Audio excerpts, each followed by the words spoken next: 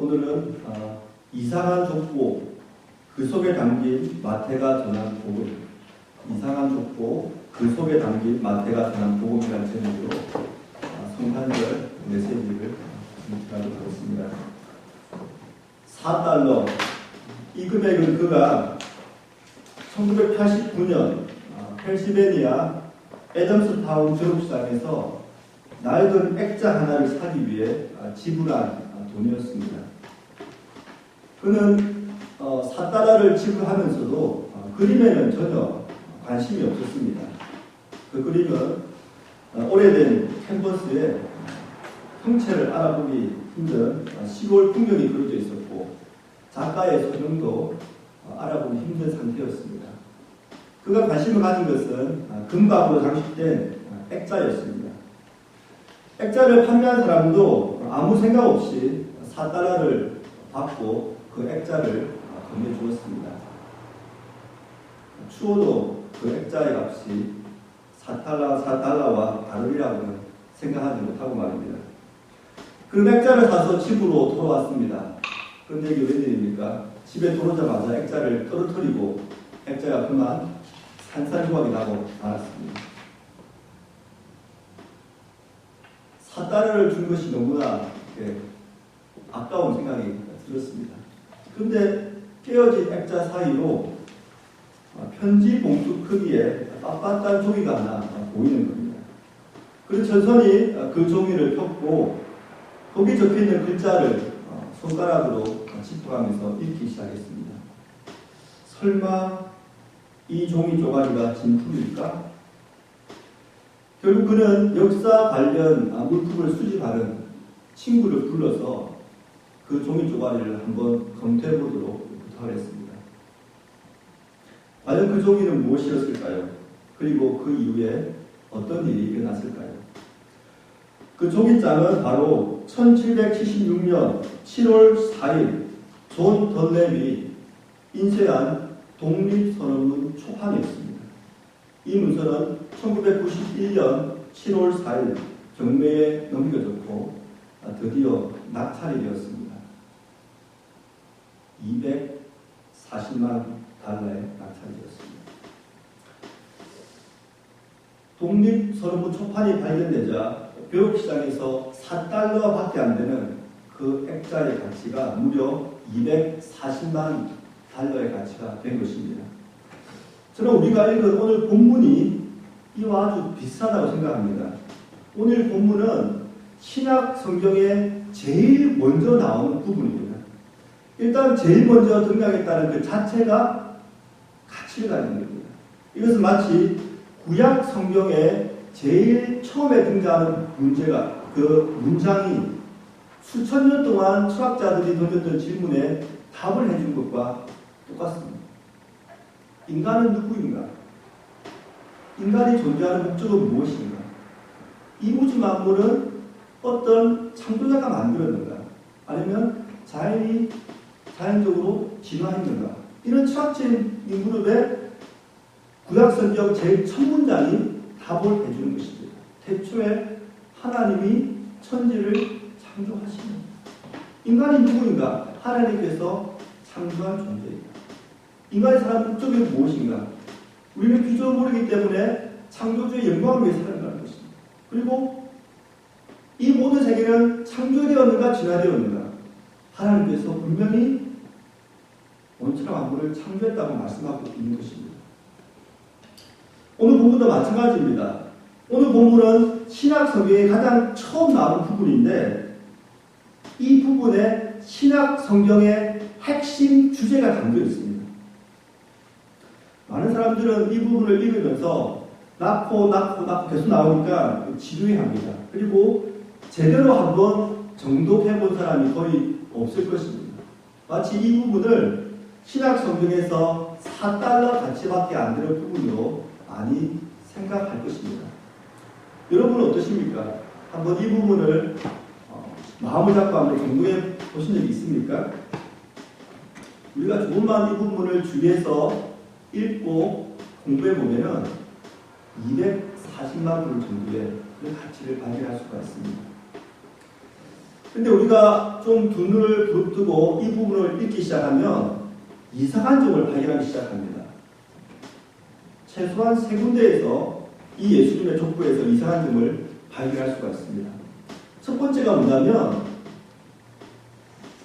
14대가 세 묶음으로 이루어져 있다는 것입니다. 아브라함부터 다윗까지 14대고 다윗부터 바벨론까지 14대고 바벨론부터 예수 그리스도까지 14대라는 것입니다. 이렇게 14대가 세 묶음으로 묶여져 있다는 것입니다. 근데 정말 그럴까요?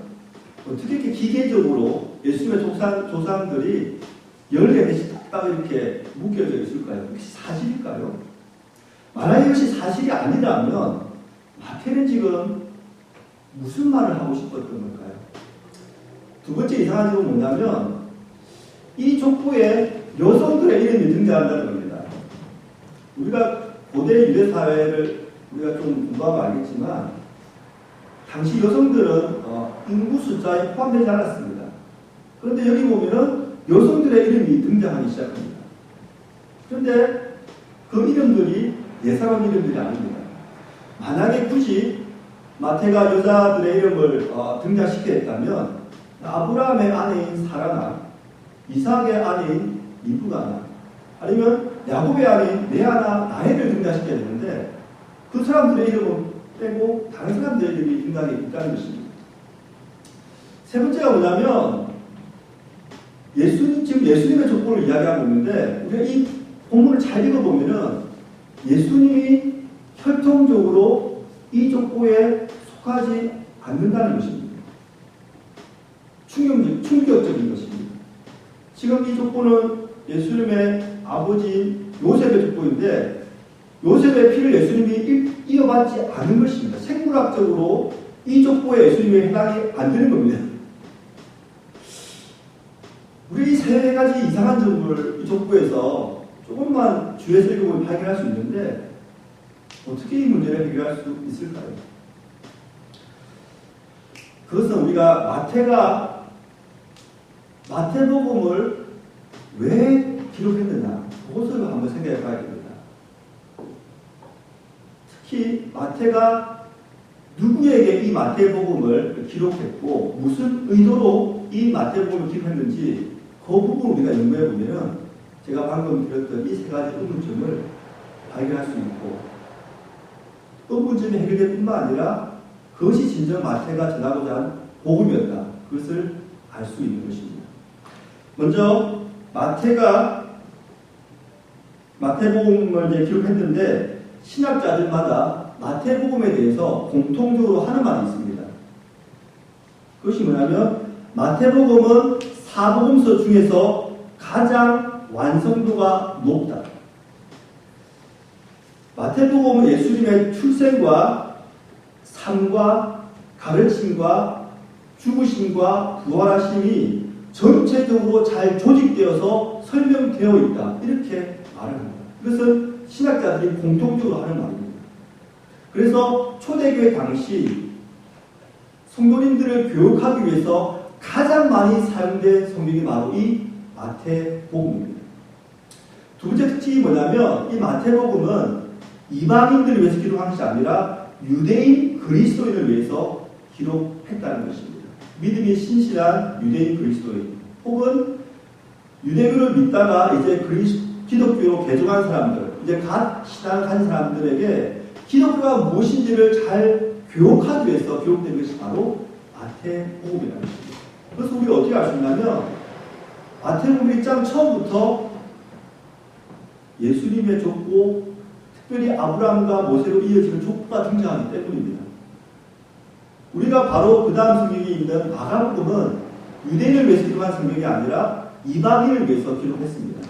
여기에는 유대인의 족보가 나오지 않습니다. 왜냐하면 그들은 구약 성경이 어땠는지, 아브라함이 누군지, 다윗이 누군지, 하나님이 그들에게 어떤 언약을 하셨고 그들에게 예언한 메시아가 누군지가 아무 관심이 없던 사람입니다. 그러니까 마가복음 1장을 읽어보면 유대인의 족보나 구약 이야기가 나오지 않고 무슨 이야기가 나오냐면 예수 그리스도는 하나님이시다, 신이시다, 특별히 권능의 하나님이다. 이것을 말해줍니다. 그래서 마가복음 1장을 제가 몇 구절 말씀드리면 25절에서 예수님은 귀신에게 명령하여 귀신들이 사람에게서 나오라고 하십니다. 마가복음 1장 30절에는 예수님이 시몬 베드로의 장부의 10명을 고쳐주십니다. 34절에 각종 병든 사람을 고치시고 귀신을 내쫓으십니다. 40절에는 나병 환자를 고쳐주십니다. 즉 예수님은 권능의 하나님이라고 이방인들에게 선포하는 것입니다. 제가 무슨 말씀드리냐면 이 복음서가 사복음서가 있는데 기록 대상에 따라서 그 내용을 저자들이 가려서 기록했다는 것을 우리가 알 수 있다는 것입니다. 다시 마태복음으로 돌아가 보겠습니다. 마태복음이 유대인을 위해서 기록된 또 다른 증거들이 있는데 그것이 뭐냐면 하나님의 나라를 천국, 즉 하늘나라로 표기합니다. 왜냐하면 유대인들은 하나님의 성호를 직접 부르지 않았습니다. 너무 거룩한 이름이기 때문에 하나님이라고 이름 부르지 못했고 하늘이라고 부릅니다. 그러니까 하나님 나라를 하늘나라, 천국으로 이렇게 바꾸어서 부르십니다. 또 다른 것은 구약 성경이 130회 이상 마태복음에 인용되어 있는 것입니다. 자, 이제 종합해 보면 마태가 마태복음을 기록한 이유는 유대인 그리스도인들을 교육하기 위해서 기록했다고 우리가 결론을 내릴 수가 있는 것입니다. 이것을 한번 배경을 가지고 세 가지 의문점에 한번 접근해 보겠습니다. 첫 번째, 마태가 예수님의 조상을 정확하게 14대씩 세 부분으로 기록한 이유를 생각해 보겠습니다. 먼저 1절을 한번 읽어보고 17절을 한번 읽어보겠습니다. 다 읽으면 좋지만 너무 기니까 1절을 읽고 17절을 읽겠습니다. 시작. 아브라함과 다윗의 자손 예수 그리스도의 계보라. 17절입니다. 시작. 그렇죠. 모든 대수가 아브라함부터 다윗까지 14대요. 다윗부터 바빌론으로 사로잡혀 갈 때까지 14대요. 바빌론으로 사로잡혀 간 후부터 그리스도까지 14대더라. 마태는 지금 아브라함으로부터 시작해서 다윗, 바벨론, 예수 그리스도까지 이르기까지 그 계보를 14대씩 세 묶음으로 지금 묶고 있습니다. 그런데 우리가 역대상에 나오는 아브라함의 부터 모세로 좀 이어지는 계보를 보면은 이 마태복음과 차이가 있습니다. 그러니까 정확하게 14대씩 세 묶음으로 묶여진 것이 아닌 것입니다. 특별히 8절에 보시면 세 명의 왕들의 이름이 빠져 있습니다. 제가 역대상 3장에 나타나 있는 기록을 맞추어서 왕들의 이름을 삽입해서 한번 제가 읽어보겠습니다. 8절입니다. 아사는 요사밧을 낳고 요사밧은 요람을 낳고 요람은 아하시아를 낳고 아하시아는 요아스를 낳고 요아스는 아마샤를 낳고 아마샤는 우시아를 낳고 이렇게 됩니다. 그러니까 아하시아, 요아스, 아마샤 이 세 명의 왕들의 이름이 빠져 있는 것입니다. 11절도 마찬가지입니다.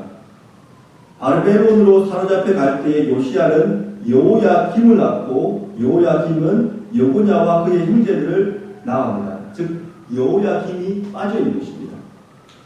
마태는 지금 14대를 의도적으로 맞추기 위해서 4명의 왕들의 이름을 뺀 것입니다.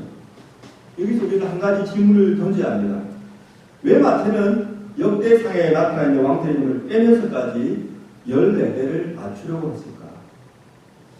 여기는 신학자들마다 조금씩 의견이 다릅니다. 어떤 신학자들은 다윗을 부각시키기 위해서 그렇게 했다 이렇게 말합니다. 우리가 현재 사용하고 있는 아라비아 숫자 있죠. 1, 2, 3, 4, 5 이런 것들. 이것은 15세기에 개발된 겁니다. 그러니까 고대 사회에서 숫자를 어떻게 쓴다면 알파벳으로 숫자를 세웠습니다. 그러니까 그 나라만 알파벳이 숫자와 같은 기능을 한 것입니다. 쉽게 말하면 영어의 A는 1이고 B는 2고 C는 3 이런 식입니다. 그런데 다윗은 우리가 잘 알듯이 히브리 사람이지 않습니까? 히브리 알파벳으로 다윗의 이름을 적으면 달렛, 바브, 달렛입니다. 달렛이 숫자 4, 네 번째 나온 알파벳이고 바브가 여섯 번째, 또 달렛이 나옵니다. 그래서 다윗의 이름의 알파벳을 다 합치면 14가 되는 것입니다. 그러니까 어떤 신학자들은 이 다윗을 강조하기 위해서 이렇게 14를 맞췄다. 이렇게 말하는 사람이 있고, 또 어떤 신학자들은 7, 숫자 7을 강조합니다. 구약에서 숫자 7이라는 것은 하나님의 수, 완전수를 의미했습니다. 왜 그랬냐면, 하나님께서 온 천지 만물을 창조하실 때 6일 동안 천지 만물을 창조하시고 그 다음날 하루를 쉬셨습니다. 그래서 7이라는 숫자를 완전수로 생각하는 것입니다. 레오폴드라는 신학자가 이렇게 말합니다. 하나님의 창조 주관 이후로 7수는 언제나 하나님의 활동을 의미하는 상징수이다. 그러니까 14개라는 말은 7이 두 번 되어지는 것, 7 곱하기 2인 것입니다. 그러니까 7을 강조하기 위해서, 하나님을 강조하기 위해서 이렇게 기록했다. 이렇게 말하는 사람도 있습니다. 저 개인적으로는 이런 신학자들의 의견을 무시하거나 틀렸다 이렇게 말할 수가 없죠. 그럴 자격도 없고. 하지만 저는 좀 다르게 생각합니다. 좀 다르게 접근할 수 있다고 생각합니다. 그것이 뭐냐면 마태가 마태복음을 기록한 목적을 한번 생각해 보는 것입니다. 제가 말씀드렸던 대로 마태복음을 마태가 기록할 때 그 목적은 초대 유대인 그리스도인들을 교육하기 위해서 기록한 것입니다. 2000년 전 초대교회 당시에는 글을 읽을 줄 아는 사람이 거의 없었습니다. 책을 소유한 사람은 더더욱 없었습니다. 우리가 잘 알듯이 금속활자, 구텐베르그가 만든 금속활자는 15세기에 등장했습니다. 그리고 목판인쇄, 중국에서 개발된 6세기에 개발됐습니다. 그러니까 2000년 전에는 대중들에게 책이 주어졌거나 글을 읽어야 될 이유가 별로 없었던 거죠. 왜냐하면 자기가 책을 가지고 있지 않았기 때문에 글을 공부할 이유도 없었고 공부할 필요조차도 별로 없었던 때가 그 당시였다는 것입니다. 그래서 그 당시에 사람들을 교육하기 위해서 가장 좋은 방법이 뭐냐면 외우도록 하는 것입니다. 잘 외울 수 있도록 교육자들이 만들어주는 것입니다. 저는 이렇게 생각합니다. 마태가 역대상에 나타난 왕들의 족보를 조사하기 시작합니다. 그런데 조사를 하다 보니까 14개씩 세 묶으로 묶으면 많은 왕들의 이름을 더하거나 빼지 않아도 유대 왕족의 족보들을 쉽게 외울 수 있다고 생각한 것입니다. 그래서 예수님의 족보를 이렇게 14개씩 세 묶으로 묶어서 그 당시 글을 읽을 줄 몰랐고 책을 볼 수 없는 분들에게 쉽게 그 계보를 외울 수 있도록 만들었다고 생각합니다. 그리고 14개로 묶으면 어떤 장점이 있냐면 부각되는 인물과 사건이 등장하기 시작합니다. 먼저 아브라함이 등장하죠. 그 다음에 다윗이 등장합니다. 그 다음에 바벨론이 등장합니다. 그 다음에 예수 그리스도가 등장하는 것입니다. 14개씩 끊었기 때문에 부각되는 사람과 사건이 있다는 것입니다. 마태가 지금 이것을 말하고 싶다고 생각합니다. 예수님은 아브라함의 자손으로 이 땅에 오셨다는 것입니다. 예수님께서 아브라함의 자손으로 이 땅에 오셨다는 것은 하나님께서 아브라함에게 하신 그 언약을 성취하기 위해서 이 땅에 오신 분이다. 그 말을 강조할 수 있었던 것입니다. 창세기 22장 18절입니다. 내 씨로 말미암아 천하 만민이 복을 받으리라. 여기서 씨라는 말이 복수가 아니라 단수로 되어 있습니다. 너의 씨로 말미암아 천하 만민이 복을 받으리라. 아브라함에게는 무수한 씨들 후손들이 있었는데 그게 아니라 내 씨, 한 씨, 바로 메시아 예수 그리스도를 통하여 천하 만민이 복을 받으리라. 그것이 강조된 것입니다. 또한 다윗이 부각되기 시작합니다. 즉 하나님께서 다윗에게 주신 언약이 예수 그리스도를 통하여 성취됨을 우리가 말할 수 있는 것입니다. 사무엘하 7장 16절입니다. 내 집과 내 나라가 내 앞에서 영원히 보존되고 내 왕위가 영원히 견고하리라. 다윗의 왕위를 이을 새로운 다윗의 후손이 세울 그 나라는 영원히 견고한 왕국이 된다. 그 말씀을 지금 하고 있는 것입니다. 바벨론이 부각된 것은 조금 더 쉽습니다. 바벨론은 어떤 시대였습니까? 유다가 완전히 멸망해버리고 유다에 남은 이스라엘 백성들이 바벨론으로 포로로 잡혀갔던 데가 바로 바벨론 시대입니다. 그러니까 그 남의 나라의 식민지로 노예로 사는 사람이 고대했던 것이 무엇이겠습니까? 우리를 구원해 줄 메시아를 기다리는 것입니다. 바벨론 왕국 때 메시아의 고대가 가장 극치로 올라갔던 것입니다. 마태는 지금 이런 메시지를 선포하고 있는 것입니다. 예수님의 탄생으로 말미암아 아브라함의 언약, 즉 천하 만민이 복을 받을 것입니다. 예수님의 탄생으로 말미암아 다윗의 언약, 진정한 하나님의 나라가 세워질 것입니다. 예수님의 탄생으로 말미암아 바벨론의 의가, 즉 영적으로 죄와 사망의 노예에서 해방될 것입니다. 이것이 바로 마태가 초대교회에 전하고자 한 복음이었습니다. 두 번째 사항을 한번 살펴보겠습니다. 평범하지 않은 여인들의 이름이 이 족보에 등장하고 있습니다. 우리 한번 3절부터 6절까지 말씀을 한번 읽어보겠습니다. 시작. 유다는 다말에게서 베레스와 세라를 낳고 베레스는 헤스론을 낳고 헤스론은 람을 낳고 람은 암미나답을 낳고 암미나답은 나손을 낳고 나손은 살몬을 낳고 살몬은 라합에게서 보아스를 낳고 보아스는 룬에게서 오벳을 낳고 오벳은 이새를 낳고 이새는 다윗 왕을 낳으니라. 다윗은 우리아의 아내에게서 솔로몬을 낳고. 이 구절에 나오는 여성들의 이름을 한번 살펴보시기를 바랍니다. 누가 여성인지 아시겠습니까? 1장 16절에 나오는 마리아를 포함시키지 않는다면 예수님의 족보에는 4명의 여인이 등장하고 있습니다. 다말, 라합, 룻, 그리고 바세바인데 바세바는 이름이 등장하지 않고 우리아의 아내라고 지금 기록되어 있습니다. 사람들이 이렇게 생각할 수 있습니다. 첫 번째 요주에서 마태가 예수님의 족보에 대해서 무지해가지고 혹은 실수로 왕들의 이름을 빼뜨리지 않았을까 이렇게 의문을 던질 수가 있습니다. 그런데 우리가 지금 다룰 여성들의 이름을 보면 마태가 예수님의 족보를 기록할 때 결코 무지했거나 실수로 기록하지 않고 의도적으로 기록하고 있음을 알 수가 있습니다. 여성들의 이름이 예수님의 족보에 있다는 것 자체가 우리에게는 그렇게 놀랄만한 일이 아닌데 당시에는 유대인들에게 아주 놀랄만한 일이었습니다. 왜냐하면 여성들은 인구조사 시에 숫자에 포함시키지도 않았고 재산을 상속하지도 않았고 법정에서 증인이 될 권리도 없었습니다. 마치 사람보다는 물건으로 취급되었고 유대 남자들은 자신이 노예가 아니고 이방인이 아니고 여자가 아닌 것을 매일 아침마다 감사 기도를 했다고 합니다. 이런 당시에 문화 배경에서 여성들의 이름이 기록된 것입니다. 그것도 이상한 여성들의 이름이 기록된 것입니다. 제가 아까 말씀드렸듯이 만약에 여성들의 이름을 기록해야 됐다면 사라나 리브가나 레아나 라헬을 기록해야 되는데 그 사람들의 이름은 기록되지 않고 다른 사람들의 이름이 기록되어 있는 것입니다. 다말, 라합, 룻, 바세바 모두 문제 있는 여인들이었습니다. 다말은 자신의 시아버지 유다를 유혹해서 가늠한 가나안 여자였습니다. 라합은 여리고 지방에서 창녀 생활했던 여자였습니다.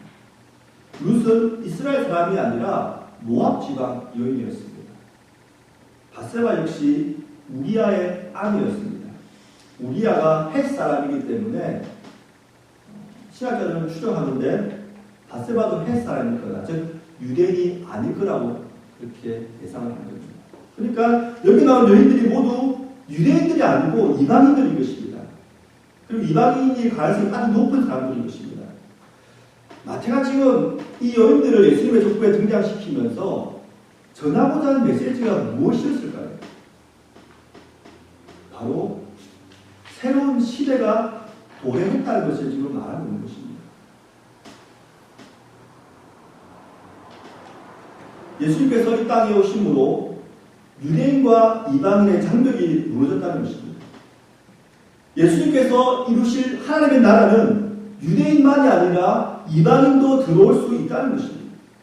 예수님께서 이 땅에 오심으로 남자와 여자의 장벽이 무너졌다는 것입니다. 예수님께서 이루실 하나님 나라는 남자뿐만 아니라 여성도 들어올 수 있다는 것입니다. 그리고 예수님께서 이루실 하나님의 나라는 죄인도 들어올 수 있다고 말하고 있는 것입니다.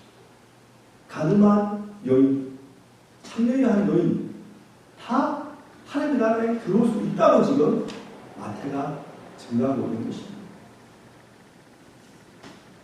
사랑하는 성도 여러분, 이것이 우리에게도 복음입니다. 누구든지 주 예수 그리스도를 믿기만 하면 하나님의 자녀가 되는 권세를 주시는 것입니다. 이것이 바로 마태가 전하고자 하는 복음입니다. 마지막 세 번째를 한번 생각해 보겠습니다. 예수님은 정확하게 말해서 이 족보의 생물학적 혈통이 아닙니다. 우리 한번 16절을 한번 같이 읽어보겠습니다. 시작. 야곱은 마리아의 남편 요셉을 낳았으니 마리아에게서 그리스도라 칭하는 예수가 나십니다. 16절부터 심상치가 않습니다.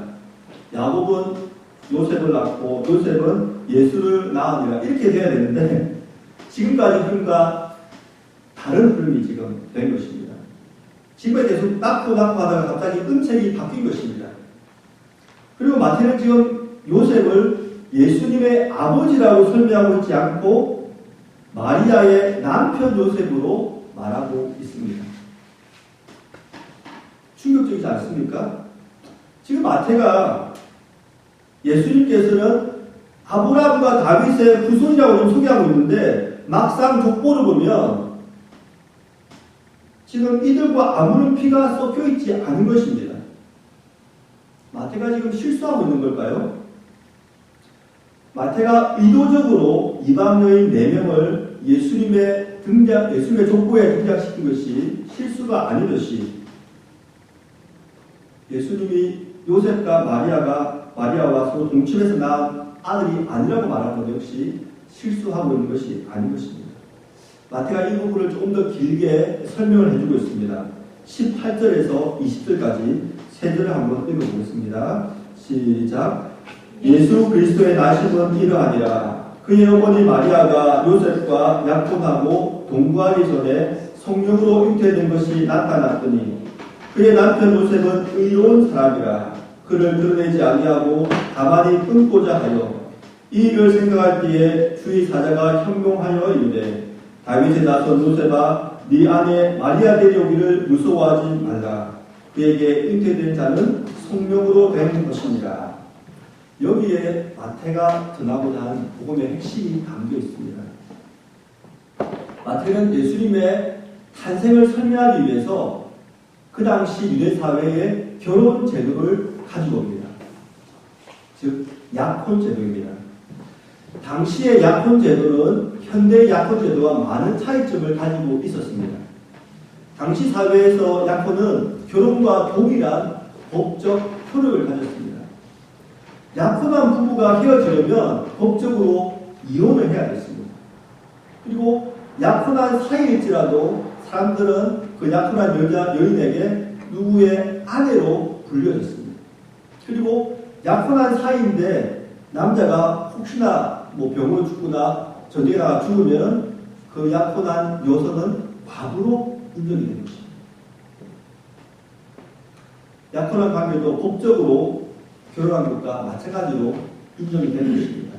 단 성적인 연합은 약혼 기간 약 1년을 두는데 그것이 끝날 때부터 성적인 연합을 했습니다. 그러니까 마리아가 지금 예수님을 성녀로 잉태했을 때는 마리아가 요셉과 약혼을 하고 동거하기 전인 것입니다. 그 말씀이 18절에 나와 있습니다. 예수 그리스도의 나심은 이러하니라. 그의 어머니 마리아가 요셉과 약혼하고 동거하기 전에 성령으로 잉태된 것이 나타났더니.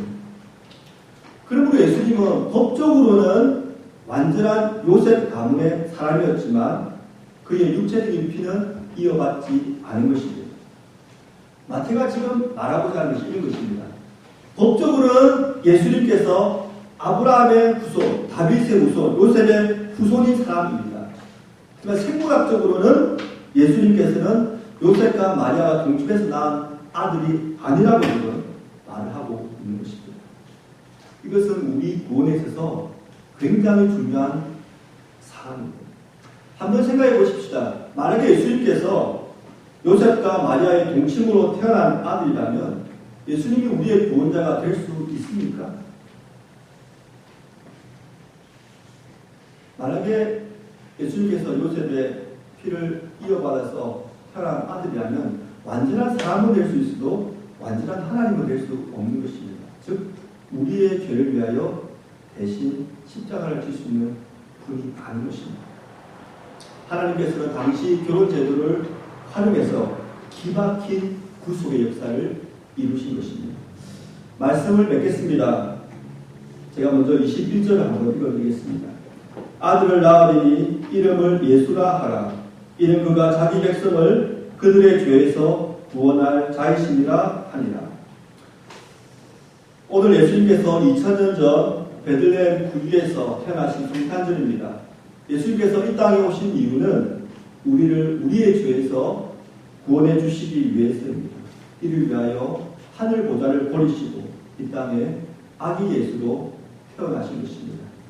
그런데 예수님께서 우리의 죄를 대신하기 위해서는 죄 없으신 하나님이셔야 했고 우리 인간을 대신하기 위해서는 완전한 사람이셔야 했습니다. 하나님으로 태어나기 위해서는 성령으로 잉태되어야 하셨고 인간으로 태어나기 위해서는 마리아의 태에서 나오셔야 했던 것입니다. 오늘 본문이 이 두 가지를 우리에게 가르쳐주고 있습니다. 예수님은 완전한 하나님, 완전한 사람으로 이 땅에 오셔서 우리를 대신하여 십자가를 지시고 부활하심으로 우리를 우리의 죄에서 구원해 주신 우리의 구세주이십니다. 이것이 마태가 전한 복음의 핵심입니다.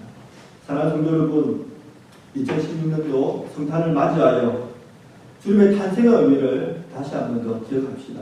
그리고 우리 이웃에게 이 기쁜 복음을 증거하십시다. 하나님께서 우리 모두에게 그 은혜를 베푸시기를 간절히 바랍니다. 함께 기도하시겠습니다.